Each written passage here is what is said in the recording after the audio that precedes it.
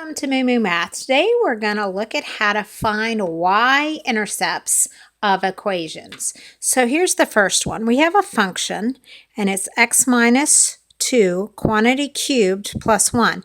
A cubic function is one of those ones that graphs kind of, as my kids call, a snake. Okay, and we're going to find the y-intercept. Well, as you know, all y-intercepts cross on the y-axis. So if we look at that, that means it's going to cross somewhere up and down this y-axis. Well, what do we know? We know that the x-coordinate is always 0 because we're just going to go up and down. So that's what we're going to do. We're going to plug in 0 for x. So let's plug in 0 for x and find this intercept. So 0 minus 2 is negative 2. Whoops. Negative 2 cubed plus 1 would be, let's see, negative 2 times negative 2 times negative 2 is negative 8. Then we're going to add 1 to it, so it's negative 7. So that means this would cross at 0, negative 7, okay, on this y-axis. So let's look at one of these. Okay, this is an absolute value equation. Not that that really matters that much, but you know it's going to be a V. It's going to graph into a V somehow. So again, to find the y-intercept, we're going to plug in 0 for x. So let's plug in a 0 plus 4. Well, that's positive 4, and the absolute value of positive 4 is just 4. And then we're going to add 1 to that, so that one's 5. So as an ordered pair, we would write that as 0, 5. Okay, so let's look at these next two. The next one is x minus 4 plus 1. This one's actually just a linear equation. So we're going to plug in 0 for x, and that gives us 0 minus 4 is negative 4, and then we're going to add 1, so it's negative 3, so it would be 0, negative 3. And let's look at this last one. Again, we've got a cubic function. That's the S curve. So that's going to be 0 plus 4 cubed minus 2.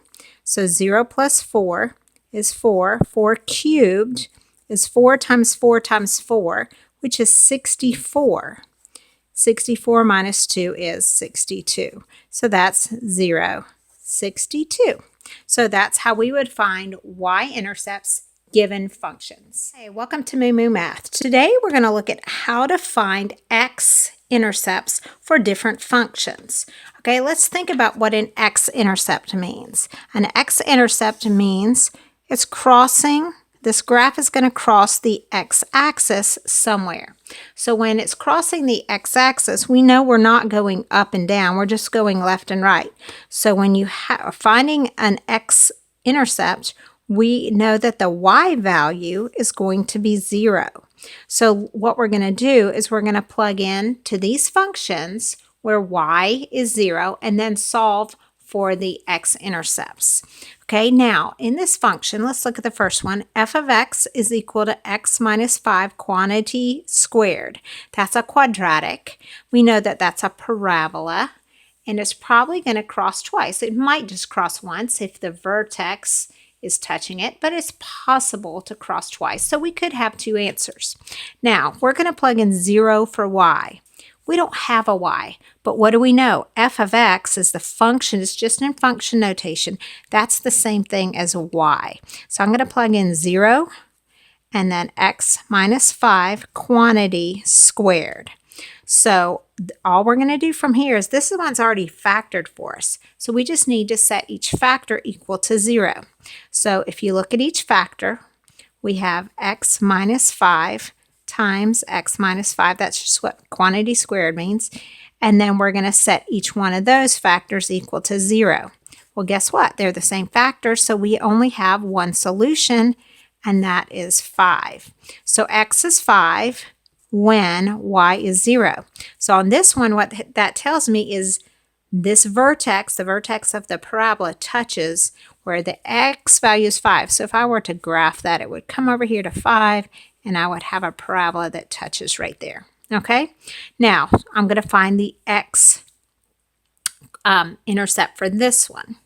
So I have 0 equals x plus 6 cubed. And then I'm going to cube root both sides to take the cube root to undo that cube. Well, the cube root is 0, 0. So where is x plus 6 equal to 0? Well, where x is negative 6. So this one is going to be negative 6, comma, 0. Okay, for the next one, I have